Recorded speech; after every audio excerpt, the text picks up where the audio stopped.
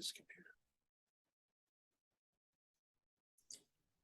It's the most wonderful time of the year.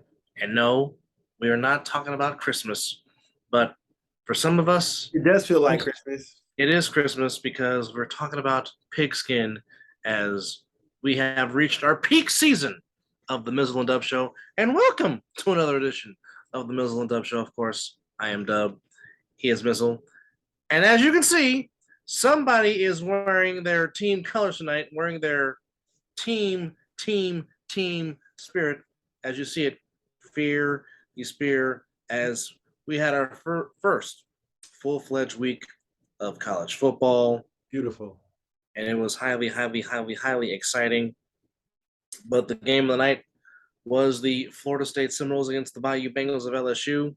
And it had to take special teams to be special to get the win, which solidifies this weekend as missing the extra points and having kicks blocked. But one thing to take from tonight's game, or last night's game, was the tremendous play and the tremendous poise of Florida State's quarterback Jordan Travis, who definitely grew up last year and is definitely transferring that momentum into this season.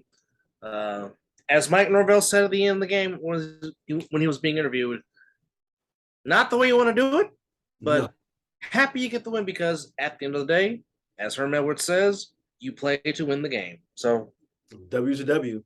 From what you saw of your beloved Seminoles, give me your thoughts of what you saw against the Bayou Bengals as they pull off the upset, basically in LSU's backyard, the Superdome, even though it was considered a neutral site game.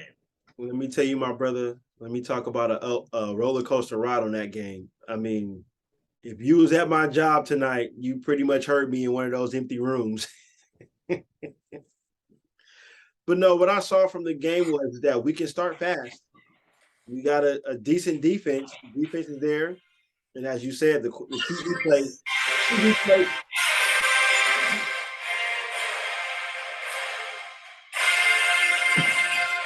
As the chop.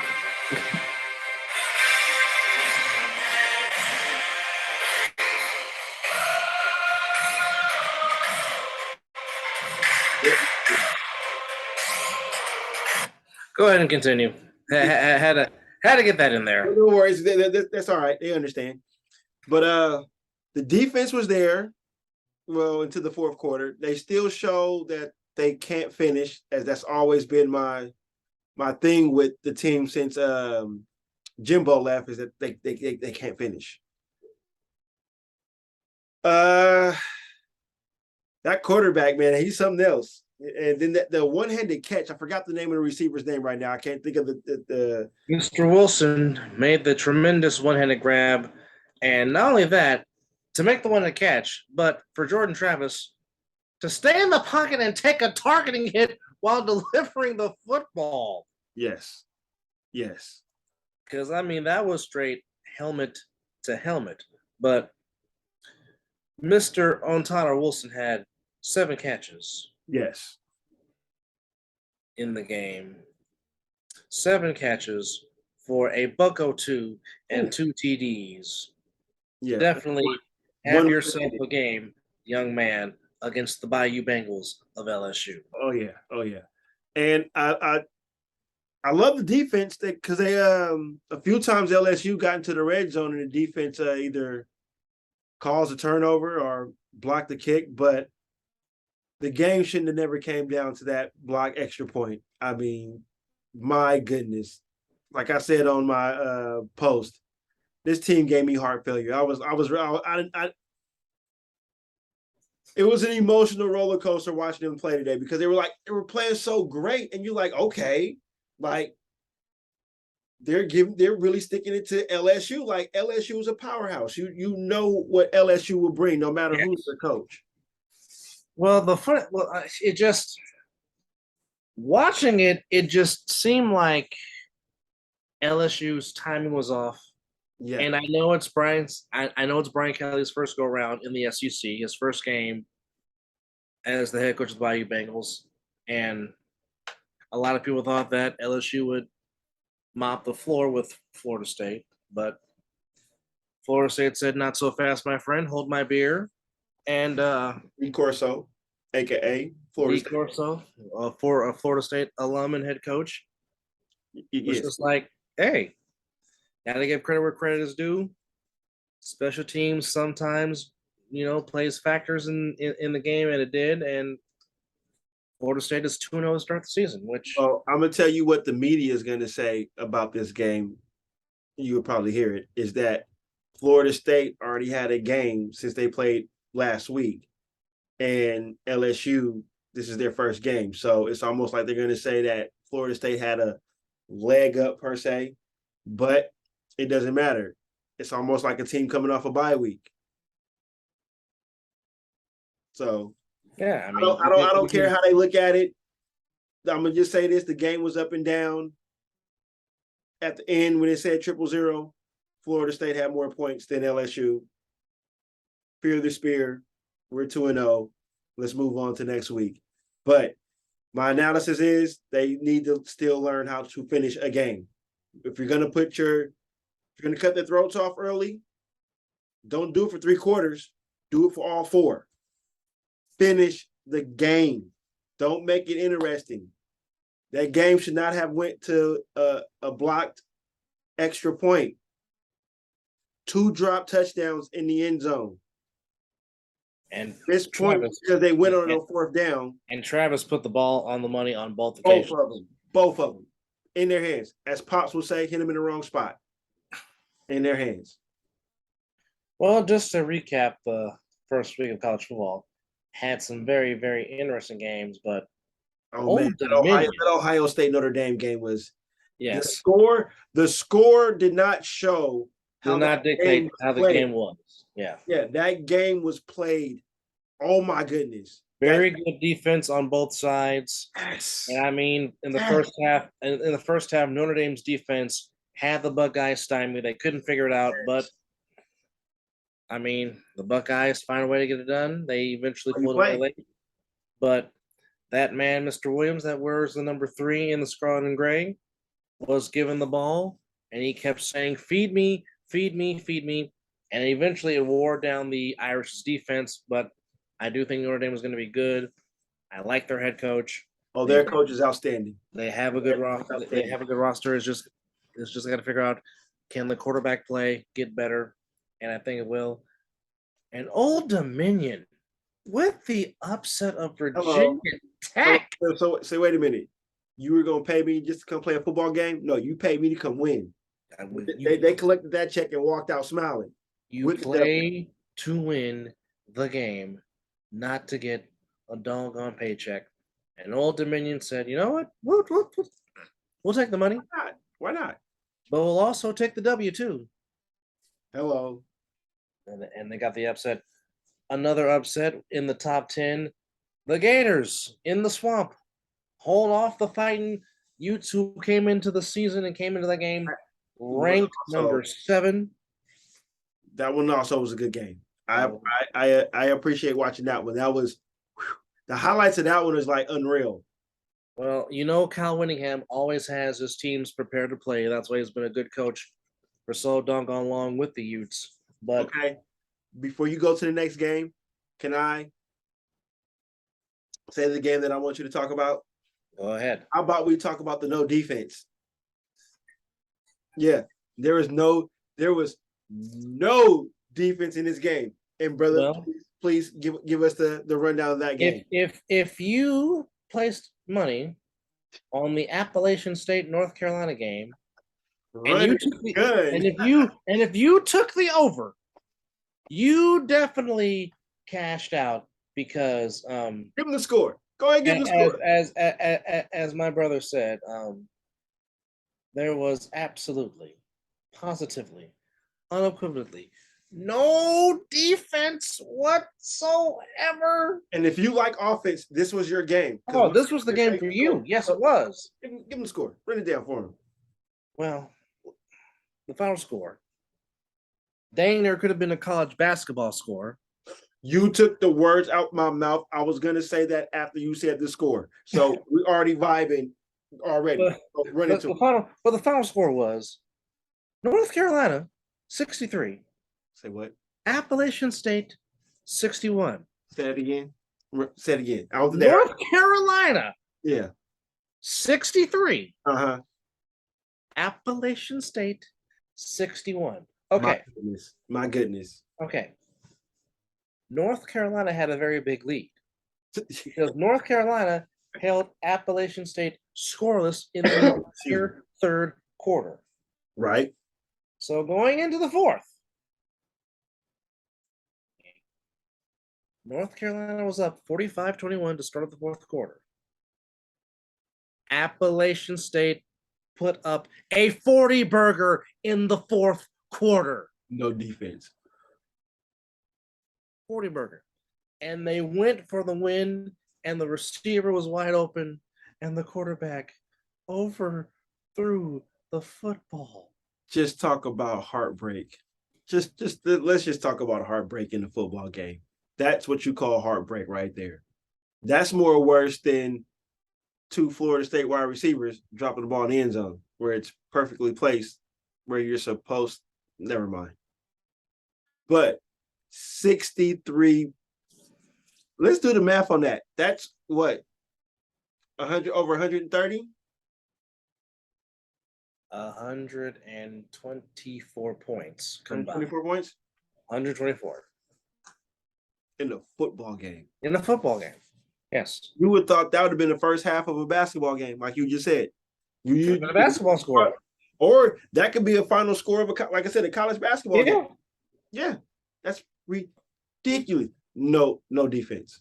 No, none whatsoever. Well, also, there was another game that decided to have no defense, and that was the Chippewas of Central Michigan playing the Pokes of Oklahoma State. That final score was 58-44. Mike Gundy with the mullet and all. Come at me. I'm a man. I'm 40. The Pokes get the win. But perhaps for me, perhaps the game of the all weekend long took place on Thursday. The backyard brawl between the Mountaineers of West Virginia and the Panthers of Pittsburgh. It was 15 rounds, throw leather, last man standing wins, and the Panthers got enough. You got an uppercut, I got a cross. You got a jab, I got this nice straight right to your nose. That's how that went. That's how that game went right there. And just what a display of great football. I mean, there was a little bit of defense in there. There was a little bit of defense, but the offense said, y'all got to sit back. We putting this whole game on our back, and we just gonna show the world what we can do. And the atmosphere inside the big catch-up battle was outstanding. It was tremendous. And yeah, most definitely. Of course, always on this show, we always talk about passion. Definitely. There was a lot of passion in the big catch-up bottle in Pittsburgh, PA. Yeah, what you have to understand, I know stadiums change their names and all this, that, and the third. We stick to the originals around here. It's Heinz Field. It's the big catch-up bottle. I don't care what anybody else says, or we don't care what anybody else says. Yeah. Also, another tremendous game that took place on Thursday. It was back and forth between Penn State and Purdue, but at the end of the day, Penn State finds a way to get the win. They were too strong. They just found that they had the will, and Purdue wasn't no pushover. They clearly came to that game with a plan, trying to win, but I think Penn State felt off their crowd, and that's how they got that game won. It was just a tremendous, like you said, tremendous game. And the atmosphere in there was just outstanding. That's why I love college football, man. It's the school spirit, and that's what it's all about. It's not nobody paying. They're paying to come represent their school and give all the spirit in the world and try to will their team to a win. Not like the NFL where you're just multiple. Any fan can walk up in this arena. Correct. And the same thing with a college football game, but it's more, you get more of a passion, as you would say, as we say on this show, with college football. That's But I love the NFL. Don't get me wrong. But college football just gives you that different, puts you in a different feel. Now, I did have something that I want to touch on, and Well, as I would say, to touch on the fields, as I was in my fields watching my Florida State Seminoles play this game, to where I walked away feeling real comfortable, like, okay, yeah. But then as I'm walking through, I'm cleaning this one room, and I'm like, wait a minute, this is my Florida State Seminoles. And I told a coworker who's a fellow person that watches the show as well, and he would understand when I said this. I said, when he was like, the game's over, I'm like, no, it's not. Like, this is Florida State. You do not know this team. They don't know how to finish. I am deeply invested. I am a diehard Florida State fan. That's all day, every day. I have watched this team. I know this coach. I know his MO. He just takes off the gas a little bit. No, this is college football. A team can score just like that, and then another just because they get a 3 and out. You know, that's how it's never over until the clock says 000. Yes, indeed. Yes, indeed. Well, my defense of the title for my beloved Georgia Bulldogs got off to a good start. They definitely indeed went duck hunting as they thrashed and throttled. Was I watching the Nintendo version of Duck Hunt, watching this game? I mean, it was a dog that was catching the ducks. So yes, it was. Are we going to pretty much say that was the Bulldogs taking on that was because that definitely was Uga hunting for ducks, but the Bulldogs defense pretty much intact, even though most of their legendary defense from a year ago has gone to the NFL. Georgia is still stacked on the defensive side of the ball, and even with your running game, yes, your running game is still nice. McIntosh was outstanding. Yes, yes. So was Milton. Stetson Bennett had himself a tremendous evening, going 25 of 31 for 368 and 2 TDs. But I mean, you see, it seems like when you lose a key cog, it just feels like there was no improvement. But I mean, it's with the Georgia Bulldogs, from Noshawn Moreno to Sony Michelle and Nick Chubb to DeAndre Swift and what have you. You just dropped the name on. It might be some people that watch this show don't even know who the HE double hockey sticks Noshawn Moreno is. By the way, he played for the dreaded Broncos as well. Yes, he did. But he was also a very good dynamic running back. He was a great third down back and catch the ball out the backfield. That was his bread and butter. Even though he couldn't run in between the tackles, but catching the ball out the backfield was his main thing.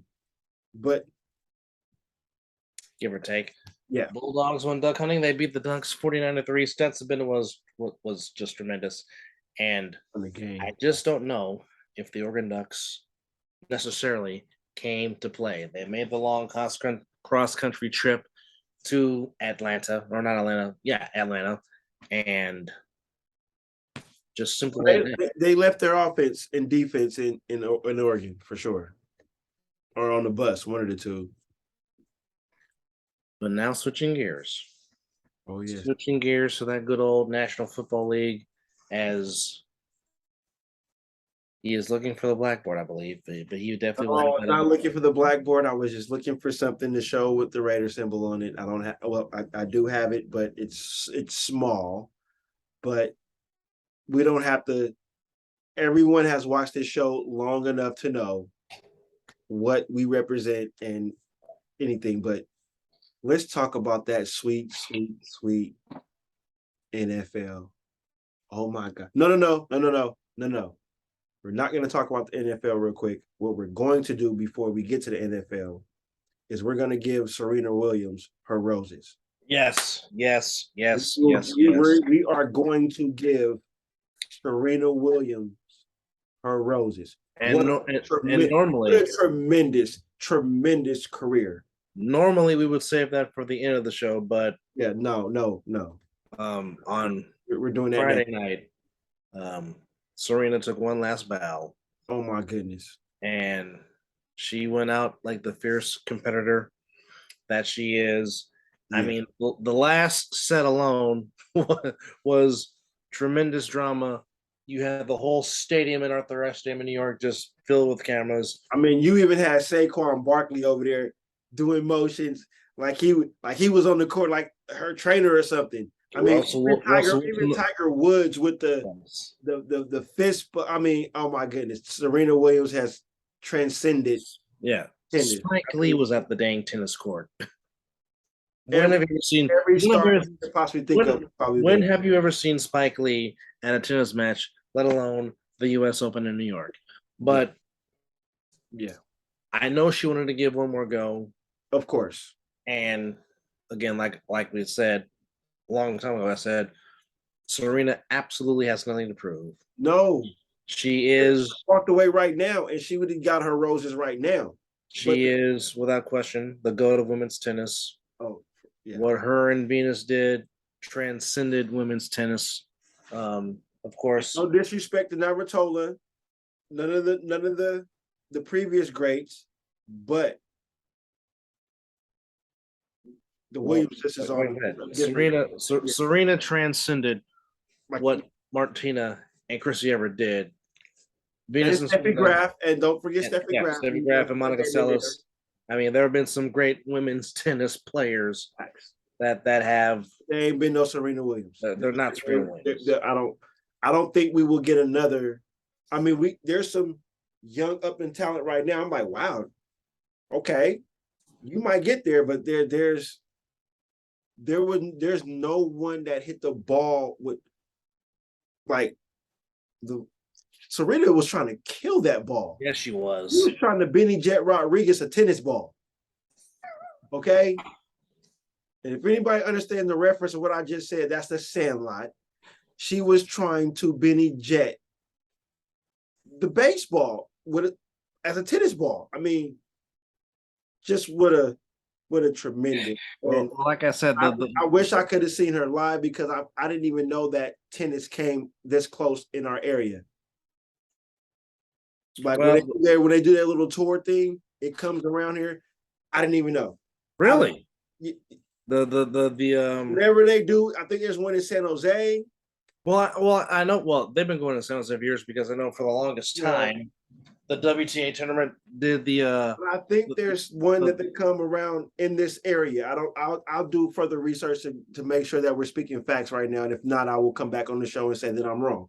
But I think there's something in my area to where they do come and play, almost like how golfing is in Solano County. Yes, and then of course up in Tahoe, where I'm at.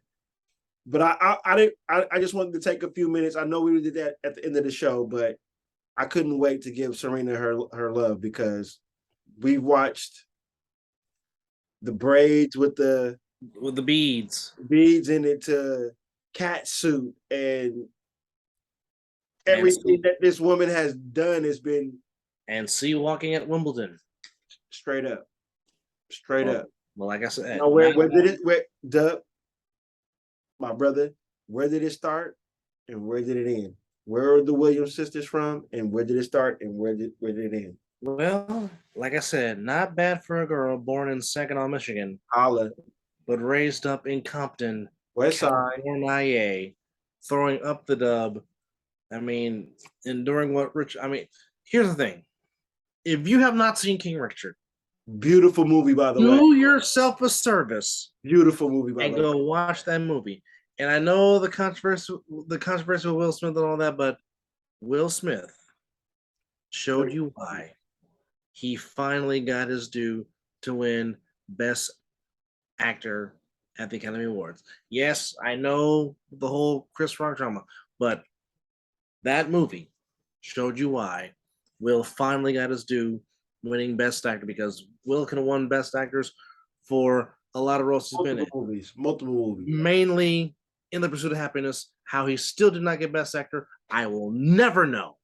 But whatever. If you've not seen King Richard, if you really want to dwell and understand the legacy of the Williams sisters, you need to watch that movie. Point blank. Understand that Serena worked her ass off because she wasn't the focal point of any of the tennis thing.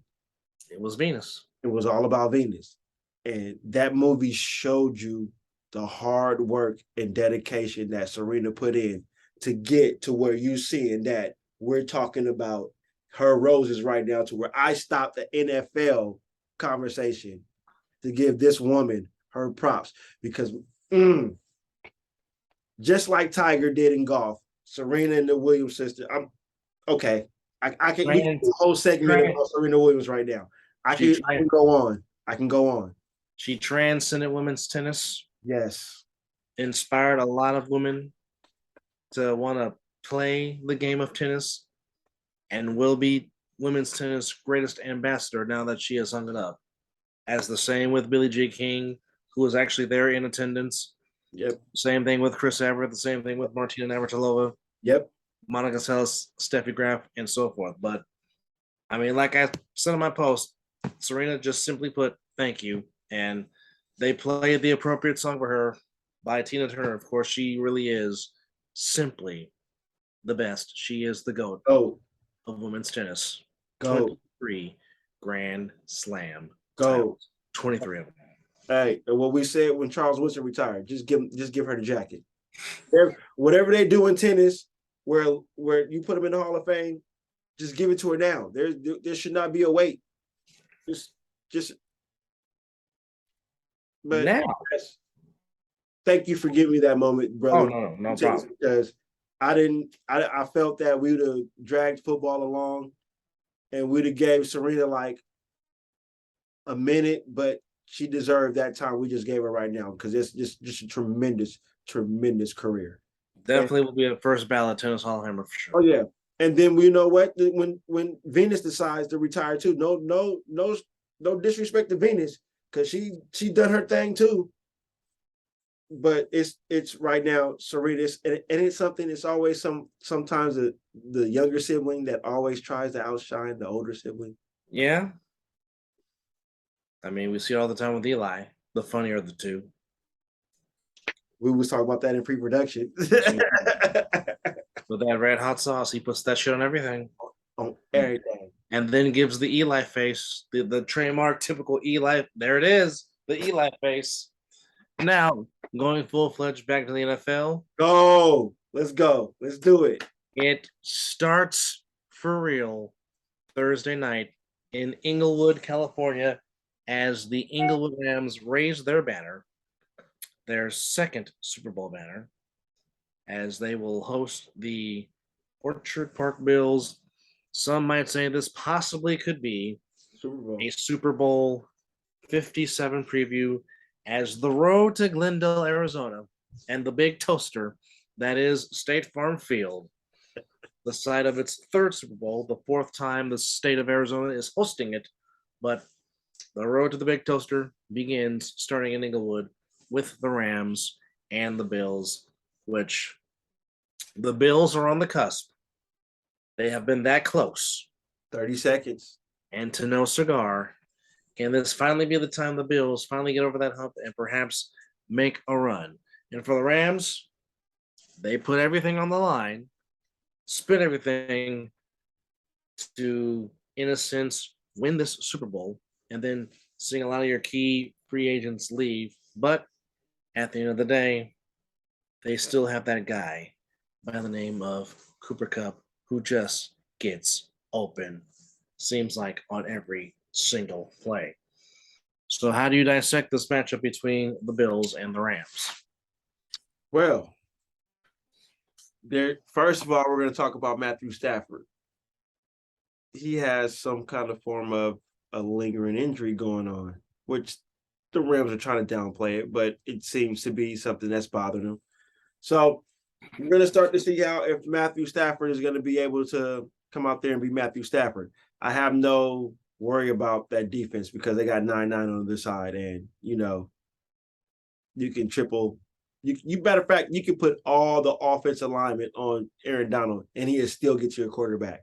That's just the type of, as long as you got how the media says, as long as Tom Brady's on the field, the Buccaneers will be all right. As long as 9-9 is on the field with the Rams, that defense is going to be all right. I just think that way.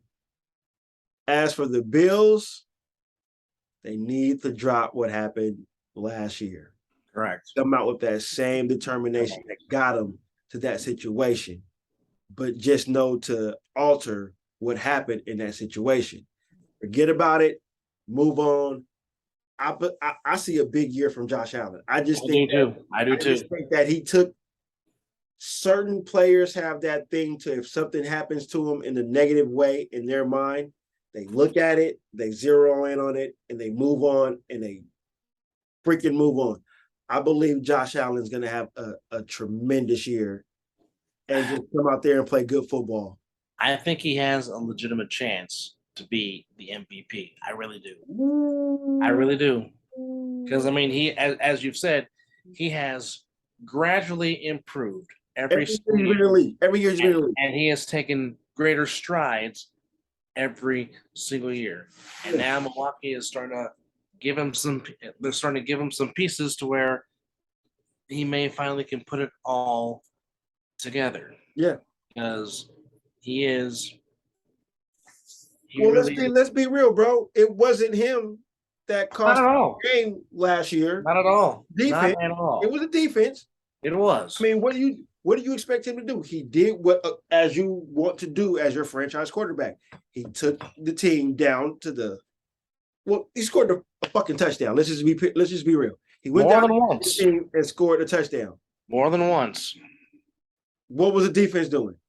Not a damn thing. Shitting on the damn pot. Not a damn thing at all. But Bills are favored to at least make an appearance at the Super Bowl. We will see what happens. Yeah. And now here is the rest of the rundown for week 1 as we will get set to honor 9/11 as kickoff will be this year on 9/11. Wow. Yeah. Wow. What a date to start the season. So going down the list. Oh. Before you go down that list, who won the Super Bowl in 9/11? Season of 9/11. Unfortunately, it was the Patriots. Oh boy. Go ahead. Oh boy. Right down. We mentioned that name. Anyways, the rundown for week 1 of the NFL. The Deep South rivalry continues between the Saints and the Falcons. I love that matchup. I'm sorry. I love when the Saints and the Falcons play each other. I don't know what it is about when they play each other. It's just downright good football. Whoever the quarterback is, whoever the coach is, it's just downright good football. I'm sorry, I thought that in there, but go ahead. That's true. I mean, it just seems like whenever the Falcons and the Saints get together, it always seems like it always goes into the 5th quarter. As it did last year between the Falcons and the Saints. Yes. The Saints found a way to get it done. The Saints may possibly be without Alvin Kamara, his legal issues, whatever his legal issues is, we'll see what that will cause the NFL to put down on him. Jameis Winston comes back healthy, but I think another big key is the return of Michael Thomas for the Saints. And there's reports that he is. I think that's Michael Thomas. He is. They're saying that he's Michael Thomas. So let's see. That'll be huge for Jameis. It will be very, very, especially if Alvin Kamara is not going to be there. They're going to have to lean on Michael Thomas a lot. Agreed. Kamara gets back. Agreed. Continuing going down the list of week 1, and we'll definitely get back to them. My season for the beloved 49ers starts in Soldier Field against the Bears, which means and a laser sharp Justin Fields. Hold on. It's like he just molded into something else from last year. Like, I know preseason is vanilla to certain teams, but if he's out there playing like that in the preseason, the regular season, that could be a problem. Especially with the wide open that division is. I don't think it's going to be that easy for Aaron Rodgers this year. I agree. I don't think it's gonna be a cakewalk for him. That's not even saying without Devontae Adams. I believe if Devontae Adams was still there, I believe this would be still a tough year because let me tell you what, if you've been watching Hard Knocks, you better not sleep on them Detroit Lions. Oh, baby. They definitely play with passion. I Dan will Campbell, run through a brick Dan wall Campbell right coaches now for with every passion. single coach on that staff. Aaron Deuce Staley, hello. Aaron Glenn, Deuce Staley and Aaron Glenn, their back and forth, they're- their dialect is the it's, stuff it's of legend. perfect. It's perfect. That that division is going to be fun to watch quietly because every other division is going to be on television, but because they're going to focus. This is Aaron Rodgers' division. I don't think it's going to be Aaron Rodgers' division this year. That's just that. No, I mean if Cook can stay healthy, and not to mention the fact that Jalen Rager was traded to the Vikings to join Adam Thielen, and to join Mr. Jefferson. In addition to joining Dalvin Cook in the backfield, Kirk Cousins really has no excuses not to get stuff done this year with the toys and the roster that he's been given, especially on the offensive side of the ball. Yes. Continuing, renew rivalries, Steelers and Bengals, as the Bengals defend their AFC title by opening up against their long bit of rivals. As my players look like their helmet. And facts. The Ben Roethlisberger era has come to an end. It's now it possibly now here's the question. Give it to the Rook. Give it to the Rook. You said give it a Pickett. Hey, you know what? I understand that you might want to clipboard your rookie for a year, but that's not how the NFL is going right now. You put the Rook out there. Yet because you have a seasoned Trubisky back there just in case the Rook can't handle it. Don't put the Rook out there when the season's on the line, like I mean not on the line, but like when the season's like by the wayside. Yeah, when it doesn't mean nothing. Give him 2-3 games. Get his feet wet. Give him with the number ones out there. If it don't pan out, okay. Mitch, you a vet. Let's go. Run this team. This is the new NFL. Years back then, clipboarding. Clipboarding. But not only that, you know what I'm saying? He does have some targets to throw to, and one former Georgia Bulldog by the name of Mr. George Pickens, who had himself a tremendous preseason, and he will definitely help accommodate Deontay Johnson and Chase Claypool and Najee Harris in the backfield. I think the Steelers offense will put up yards and whatnot. Will it be enough? We shall see, because their opponents open up and with the home defense of the Bengals. We will see if Joe Burrow was not a fluke and hopefully not a one-hit wonder as the Steelers and Bengals renew their acquaintances. Speaking of the Lions, of course, that's just the Raider in them. Speaking of the Lions, they will be at home opening up against a very vastly improved Philadelphia Eagles team. Yeah, that's a matchup. That's a matchup. Whoa. Hey. I don't think it's gonna be America's team coming out that division.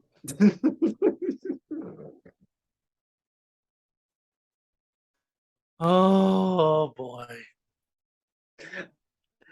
Hey, I'm married to a Cowboy fan. She watches the show, but I don't think they're coming out that division this year.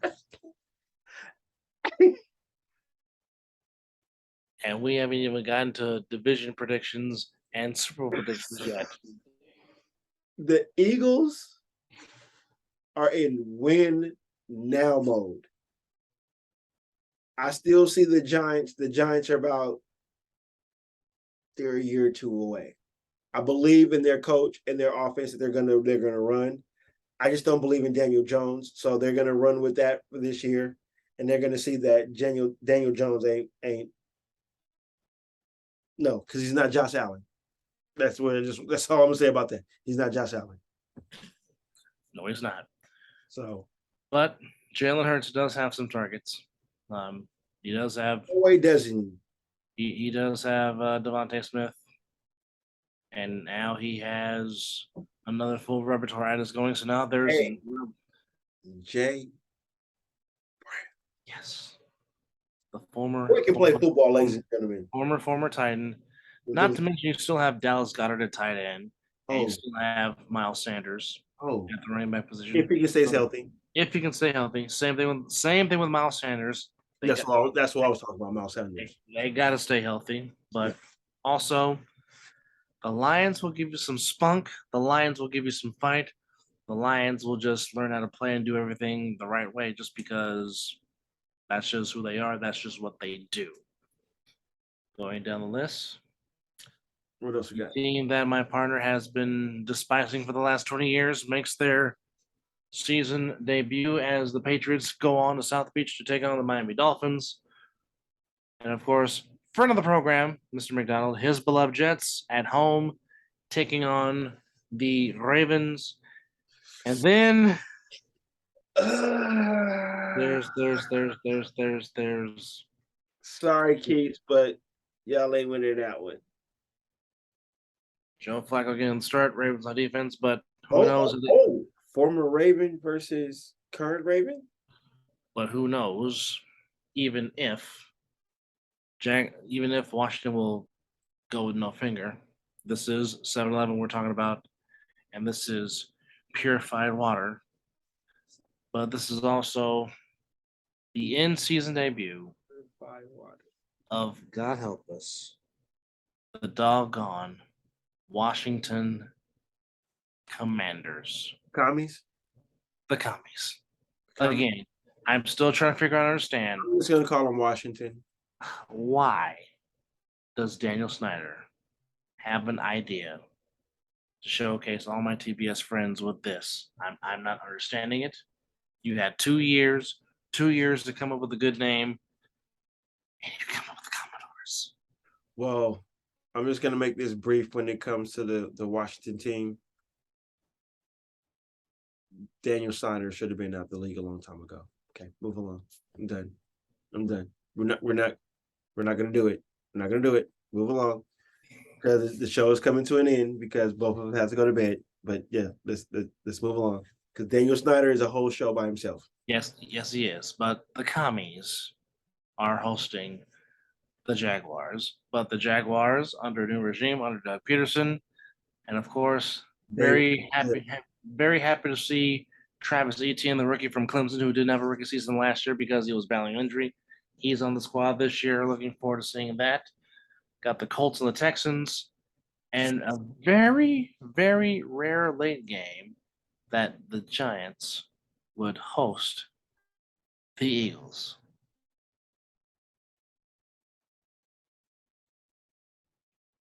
I just don't get it. But unfortunately for the Titans, Henry Landry, their outstanding linebacker, unfortunately out for the season, tore his ACL.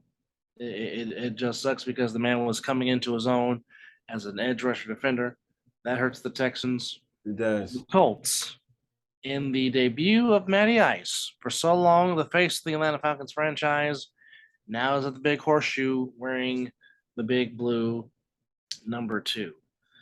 Rounding out the late games will be the Packers at the Vikings. They're at the I almost said the Homer Dome, but the Homer Dome hasn't been in existence for years. But at their stadium, at US Bank Stadium, the awaiting Packers and Aaron Rodgers. And again, here's the question for Aaron Rodgers. Yes, you've had quarterback differences and whatnot, but can you finally get your team over the hump? That's all we're asking for. Can you get your team over the hump?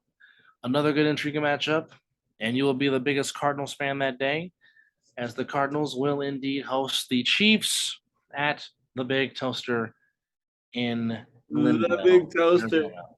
Yes, the Big Toaster, State Farm Stadium. It's just football at its greatest. It'll be a short week for the Chargers and the Chiefs because they'll be playing each other next upcoming Thursday night, if you will. And now, the last evening game pits your beloved Raiders against the Chargers, as some might even say it's a home game for the Raiders against the Chargers. And in the nightcap will be Sunday night, the Buccaneers and the Rams. What? All right. Well, I'll keep this brief, and you'll speak on your team. I'll speak on my team. Open up against the Chargers. I love what the NFL did right there because that the last time the Chargers and the Raiders played, it was must see TV because if they tied, they both would have made the playoffs. Correct. But the spirit of the Raiders, we don't freaking tie. We win. So to put that game on, to put that matchup week 1, amazing, especially in our second home. Yes, you heard me say second home because Second home.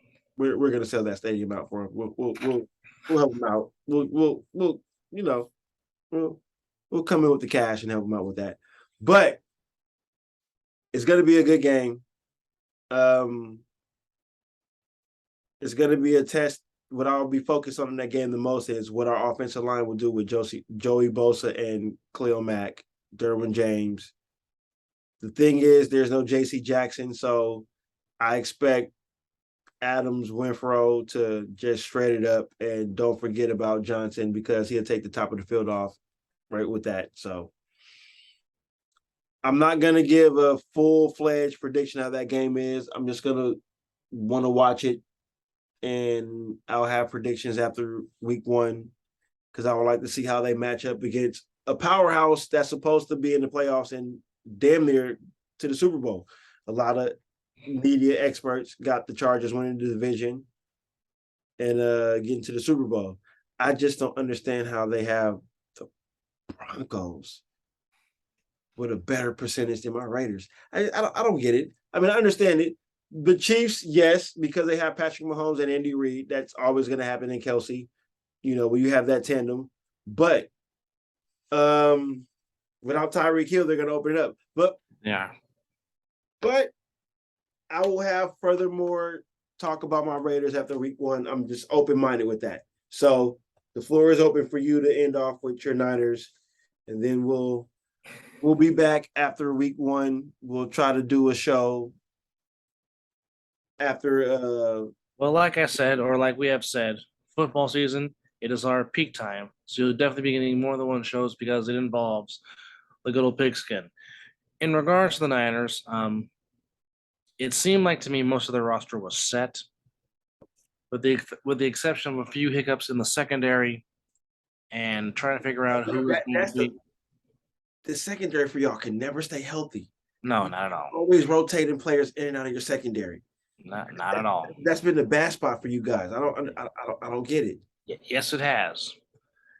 Even with that said, the roster makeup is tremendous. They certainly can do some good things and make things come together. Being the Bears in Soldier will not be an easy task. Doesn't matter who you are. You can have no turnovers, no this nor that, but well, at least you're playing them now, not November, December. This is true. But then again, we'd be in the dome anyway. But either way, I like the makeup of the roster. Most of the roster that was on the team last year, I thought really would have a legit chance to make the team this year. It hasn't yet, but it's the Trey Lance era. It's time to give the young man the keys and see what he can do, and if not, go from there. But yeah, because you got Jimmy. Well, that's another story to dive into and dissect later on. But that is your rundown of week 1 of the NFL, not to mention the Super Bowl, not Super Bowl, the Monday night matchup between the Browns? No. Browns are playing the Panthers. Oh, the Baker Mayfield Bowl. We almost forgot about that. Baker Mayfield looking to get revenge against his former team, the Browns, and says, I'm going to F them up, unquote. But almost like you're sitting here right next to me, bro. But I'll save it for the ending. He will. I mean, he definitely looked good against the preseason opponents in the Carolina Blue. Keyword. It'll be exactly preseason. But with that said, he will have Myles Garrett coming live, direct, and in color at him. We'll see how he handles that aspect. And the homecoming. For one, Russell Wilson to Seattle, Washington, as the Seahawks are at home, opening up, indeed, against the Denver Broncos. So, Geno Smith gets a chance to try to stick it to Russ. Russ comes back to Seattle looking to stick it to the Seahawks and to stick it to Pete Carroll. We shall see what happens. And then, of course, that segue into Thursday night when the Chiefs and Chargers play. And I'm pretty sure my friend hopes that game ends in a tie. No, I just hope both teams explode and they make some form of new teams so they can just go away. Yeah. But yeah, a tie would be nice. It would be awesome. Yeah. We thank you guys for tuning in for this super late night edition. It's long overdue. Yes, it is. And like I said, it's our peak season. You definitely get a lot of shows. Don't worry, we're gonna come at you with a lot of passion. The guns are about to be blazing because guess what? You're gonna get a show after week 1, Sunday night. Then Tuesday, you might get a show after the Monday night game. So we're gonna step up our show game. So we're gonna break it down with the Cowboys and Buccaneers after week 1 on Sunday night and go from there. Possibly preview the Monday night game, possibly preview the Thursday night game because there's a lot of different platforms all over the place. So again, if you have your proper English etiquette of where to get your providers, do so because the NFL, they got 1 year, 1 freaking year to finish this Buffalo stuff. Yeah, my brother / host of this show because there's no co-host. We're host. Yeah, I don't believe in that title of co-host. I mean, we put this together. You may give me the credit for starting this, but without this, there's no me without you with this. So that's why I don't say you're a co-host, but whatever. But yeah, that's that's here nor there. But yeah. Pigskin is here. It's the most wonderful time of the year. It is time for football. And then after the 8th of September, and starting with the weekend on 11, until Super Bowl 57, there will be no whatsoever. There will be no. I'm just excited. I'm just excited. I'm just excited because I'm just rambling on, but I'm not gonna be. I work Thursday, so I'll be at work. Hopefully, there will be a clean room so I have the game on. But Sunday, I'm off, and what's gonna happen is I'm gonna wake up in the morning. I'm gonna do church. I'm gonna make sure your sister's okay, right? Like we're good. I'll do the breakfast thing and everything. But when don't forget to remind her that her beloved Cowboys play in prime time so she can watch them. Well, whatever. She can watch them. Guess I'll be watching them too. But whatever. But when the clock strikes 10 o'clock, this laptop will have a football game on. I will be walking around this house watching football. Matter of fact, we have Red Zone, I believe. So, yeah. So, my ending was going to be on talking about Serena, but we already knocked out Serena. So, we can do a rapid in, my brother, and we can say the next show. You will see us Sunday. You will indeed see us on Sunday as another season of NFL football will come and take upon us. And of course, like I said, we will do multiple shows during the week because, like I said, this is the most wonderful time of the year, which is football season. It starts for real on the 8th. The Rams and the Bills. Some would say perhaps a Super Bowl preview. We shall see. We don't know. Anything is possible. But one thing we do know, the season is here, and it's time to get started, and it's time to go kick them off and hook them up. Yeah. And you will get my text Sunday morning. So it's coming. It's Of only been, course. he's only been getting this text for 20 plus years. Well, not just from him, also from Dad.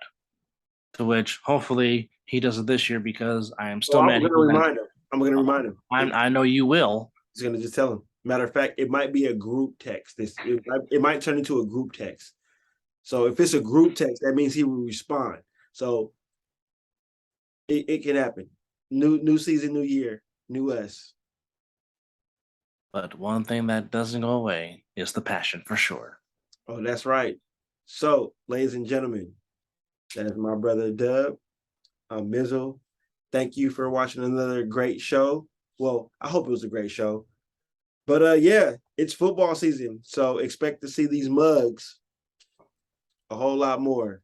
And maybe from time to time have some guests of some other team, or have guests as fans from different fan bases. So if you want to get on the show and talk football and talk about your team specifically, Text one of us.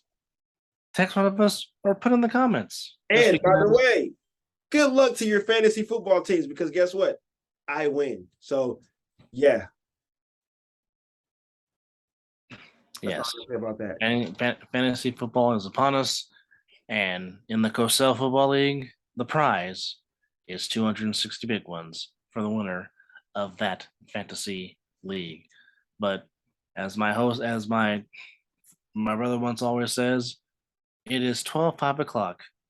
Some damn where. Well, we will have a departing shot. How about that? Parting shot.